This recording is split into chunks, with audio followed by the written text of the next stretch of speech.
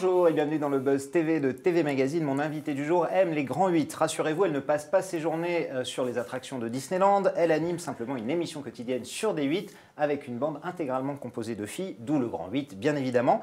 Et chaque soir, elle retrouve le sérieux de l'info sur iTélé. À 18h30, c'est bien la Dr Jekyll et Mrs Hyde de la télé que nous recevons sur ce plateau aujourd'hui. Bonjour Laurence Ferrari. Bonjour Nicolas, c'est à 18h sur iTélé. 18h, c'est vrai, voilà. sur C'est iTélé. tir croisé tous les soirs à 18h. Jusqu'à 19h30 et on va en parler. Je le disais à l'instant, sur D8, vous divertissez, sur iTélé, vous informez. Est-ce que c'est Jean-Claude Van Damme qui vous donne des cours de grand écart Ah oui, quand il faisait la pub avec... Ouais, voilà, les non, grands pas écarts. vraiment. C'est un peu le spécialiste mondial. Il n'y a pas un tel écart entre ce que je fais le matin et ce que je fais le soir. On fait de l'infotainment le matin. On a toute une partie qui est très liée à l'actualité, avec Roselyne Bachelot, Absatoussi, Audrey Pulvar et Elisabeth Bost. On fait beaucoup de commentaires d'actualité, qui soient politiques, et avec Roselyne Bachelot et Audrey, on est servi en spécialiste. Que ce soit de l'économie, encore une fois, de l'actualité brûlante aussi. Qui est oui, mais c'est comme voilà, une conversation, il y a des moments sérieux, des moments un peu moins sérieux. Et puis on a des invités qui ont beaucoup de profondeur aussi, qui sont très touchants. Alors, les audiences sont quand même au beau fixe, oui. On va le dire. Alors j'ai des moyennes, vous êtes largement au-dessus de 200 000 téléspectateurs en général, 6%. Vous êtes même souvent à 9% sur les ménagères, qui est la cible phare de D8. On peut dire aujourd'hui que le Grand 8 arrive à maturité, à sa 3e saison? Oui, on est à la 3e saison, c'est un succès, c'est très très clair. Maintenant, on n'a pas, moi en tout cas, l'œil rivé sur les audiences, je suis un peu une traumatisée des audiences. J'ai plutôt envie de retenir cet esprit qu'on a su créer, cette bande et ce ton de liberté qu'on a installé dans le Grand 8. Et surtout, un talk quotidien à cette heure-là, c'est compliqué. Il y en a quelques-uns sur les chaînes, on sait que pour l'audience, c'est pas facile. Votre cible privilégiée, c'est vraiment les femmes et les ménagères? Pas forcément. Beaucoup d'hommes nous regardent aussi. Vous seriez surpris par le nombre d'hommes qui nous parlent dans la rue de telle rubrique ou telle chronique qui les a bien fait rigoler la veille. On n'a pas de cible particulière. Voilà. Maintenant, on s'adresse à tout le monde. Il y a parfois des enfants quand c'est le mercredi matin. On est une émission familiale, voilà, en gros. Alors, il y a plusieurs caractéristiques dans votre émission. J'aimerais qu'on en évoque une ou deux comme ça. Alors, notamment le tutoiement qui était assez nouveau. C'est un choix volontaire. Pourquoi l'avoir fait Au début du Grand 8, vous voyez tous, comme on fait tous à la télé. On se vous voyait? Je ne me rappelle plus. Oui, au tout début, oui. Merci de me le rappeler. Mais après, très naturellement, c'était un peu... C'était plus simple de faire comme ça. C'était la réalité. En plus, on se tutoie, on n'allait pas se mettre à se vous voyer à l'antenne. Puis je crois que justement, c'est ce qui a fait que nos téléspectateurs et tristes se sont attachés à nous, à l'authenticité de notre ton. C'est ce tutoiement et ce côté assez naturel. À la fois dans parfois les petites vannes qu'on peut s'envoyer et le côté très spontané de nos discussions. Et c'est plus simple comme ça. Alors l'autre caractéristique, évidemment, c'est le buzz. Alors désormais, j'ai regardé, incroyable. Il n'y a pas une semaine. Une semaine, sans qu'on voit un passage au zapping, mais limite pas un jour sans qu'on voit au zapping. Alors, coup de gueule de Roselyne Bachelot, coup de griffe d'Absatou, un décolleté d'Audrey Pulvar, peu importe, mais il se passe toujours quelque chose au Grand 8. Est-ce que, Laurence, c'est ce qu'il faut faire pour exister aujourd'hui à la télé? On ne prémédite rien. D'abord, on est en direct. Je m'en doute, mais... Non, mais on est en direct. Donc déjà, c'est ça, je crois, qui fait aussi le sel de l'émission. Tout est permis, tout est ouvert. Et puis les filles, elles ont des personnalités assez incroyables. Je veux dire, entre Roselyne Bachelot, avec la carrière politique qu'elle a eue, Audrey, évidemment, la carrière qu'elle a, et puis les deux autres, Absatou, qui a cette espèce de niaque de chef d'entreprise, et Elisabeth, qui a son acuité et sa sensibilité. Il se passe toujours quelque chose, il y a toujours des étincelles en coulisses et à l'antenne. D'accord, mais c'est provoqué un petit peu quand même, non? Non, parce que vraiment, c'est jamais prémédité. On s'en parle à la conférence avant l'émission, puis ça part comme ça à l'antenne, et souvent c'est feu d'artifice. Alors, l'exemple de TPMP avec Cyril Hanouna, par exemple, qui fait effectivement beaucoup parler de lui chaque jour, ça, c'est des choses aussi que vous permettez. Par exemple, on a vu Absatou dire du mal de TPMP. Voilà, ça, c'est quelque chose qui vient spontanément, et évidemment, vous savez que ça va être c'est pas dire du mal, c'est dire ce qu'elle pense. Voilà, voilà, et ils se sont parlé après, Cyril et Absatou, donc... non, mais c'est ça aussi la liberté qu'il y a sur D8, cette liberté dont on parle beaucoup ailleurs, mais elle existe chez nous. C'est sur D8 que ça se passe. Vous êtes la seule chaîne qui critique ses propres programmes. Absolument, absolument. C'est ça qu'Ara Aprikian a su instaurer sur cette chaîne. C'est peut-être un petit esprit Canal+ qui est venu jusqu'à nous. Alors donc vous le savez, qui dit buzz dit évidemment intérêt, qui dit intérêt dit rumeur. On parle beaucoup de vous, de vos chroniqueuses. Absatoussi, Caroline Iturbide, par exemple, ont leur émission maintenant sur D8. On parle d'un départ, d'Audrey Pulvar, de Roselyne Bachelot, etc. Où on en est pour la saison prochaine? Audrey a annoncé qu'elle quittait l'émission, elle l'a annoncé au mois de novembre, donc ça c'est clair. Roselyne va rester avec nous l'année prochaine et je m'en félicite. Donc voilà, on va à nouveau à la fin de la saison ouvrir les portes du Grand 8 et voir qui pourra remplacer Audrey. Mais c'est tout, il n'y a pas d'autre rumeur que celle-là. Ça va être compliqué ou pas?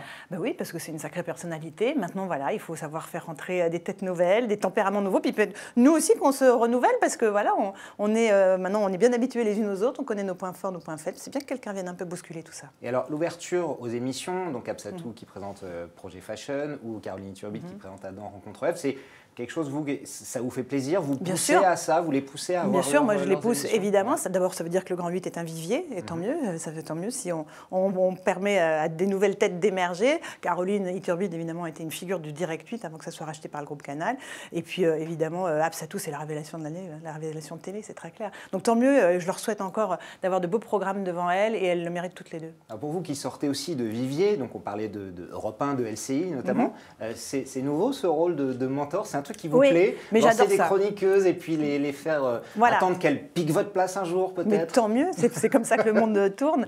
Non, surtout moi j'ai très envie de transmettre ce que j'ai appris au cours de mes 20 et quelques années de carrière maintenant. Je suis très heureuse de travailler en collectif.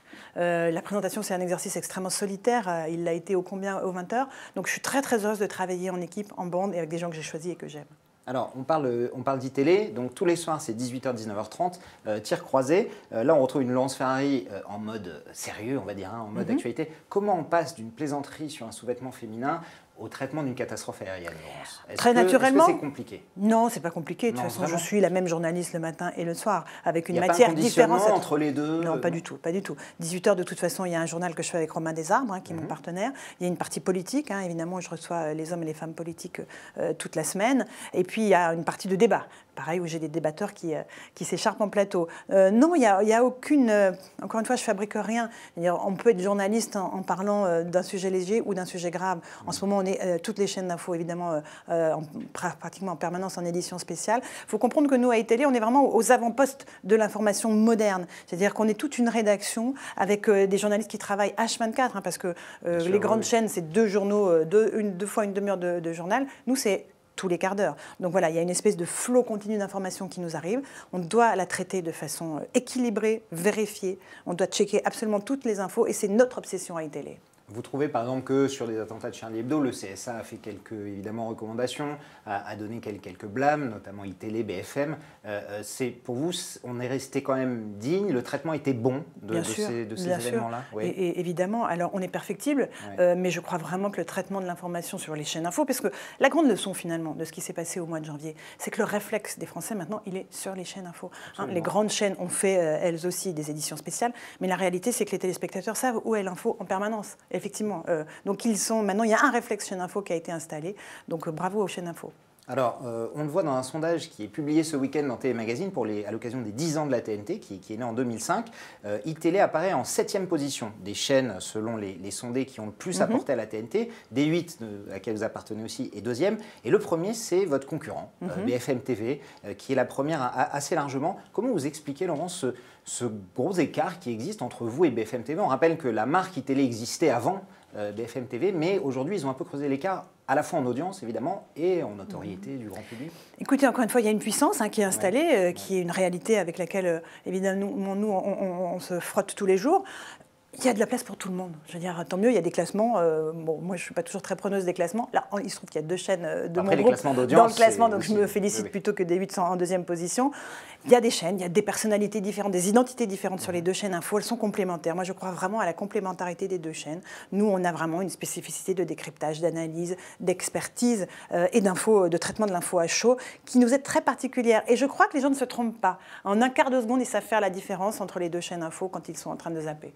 Et justement, vous qui êtes à iTélé tous les jours, il y a une possibilité de rattraper ce retard, ou alors c'est simplement faisons les choses différemment de BFM? Faisons les choses à notre façon, avec notre ton, avec notre identité, avec notre façon de retenir l'info si on n'en est pas sûr. Voilà. Encore une fois, nous, on a un certain nombre de process, on a une déontologie, qu'ont aussi nos confrères, attention, surtout pas de fausses polémiques, mais chacun sa personnalité, et encore une fois, il y a de la place pour tout le monde.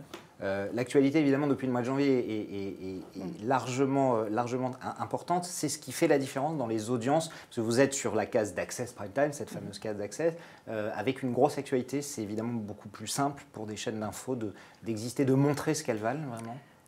Oui, enfin plus simple, pas forcément, c'est extrêmement compliqué effectivement d'être effectivement, rigoureux, d'avoir un sûr. traitement tout à fait sérieux de Mais l'information. vous savez que l'audience va être dans forte ces moments-là, voilà, avec il la y a une demande espèce des de téléspectateurs. mouvement. Encore une fois, hein, on est aux avant-postes. L'information, elle est partout. Hein, elle est sur les smartphones, elle est sur Internet, elle nous arrive du monde entier. Donc encore une fois, on est nous vraiment aux avant-postes. C'est comme voilà, à nous de traiter correctement cette information-là, de la faire avancer, de la faire évoluer et de la restituer correctement à nos téléspectateurs. Alors, toujours en restant sur la TNT, on vient d'apprendre que Vie ma vie allait renaître sur NT1, Super qui sera content. présentée par Estelle Denis. Je vous rappelle, vous avez présenté pendant ouais. 5 ans sur TF1 cette émission au début des années 2000. Ça vous fait plaisir? Je suis super contente que cette émission voit le jour. Je trouve que c'était un concept absolument merveilleux qui faisait en sorte que des gens qui n'ont pas évidemment vocation à se croiser se rencontrent et passent quelques jours ensemble. On l'a fait avec des personnalités, on a fait avec des anonymes. J'ai des merveilleux souvenirs de cette émission et de Jean-Luc Delarue qui la produisait. Qui la produisait, effectivement. Pour vous, ces émissions ressuscitées, entre guillemets, on en voit d'ailleurs sur D8 aussi, avec les jeux de Julien Courbet, Le Maillon Faible, Apprendre ou à laisser, L'école des fans sur Gulli, mais il y en a beaucoup.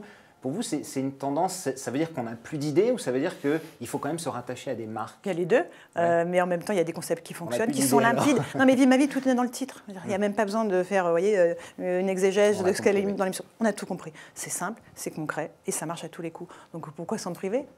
Merci beaucoup Laurence Ferrari. Merci Nicolas. Merci d'être venu. Je rappelle qu'on vous retrouve tous les jours 10h45, D8, c'est le grand 8, et puis à 18h sur iTélé pour Tir Croisé. Et puis on souhaite bon courage pour ces journées bien chargées. Merci Nicolas. Merci Laurence, le Buzz TV revient demain avec un nouvel invité.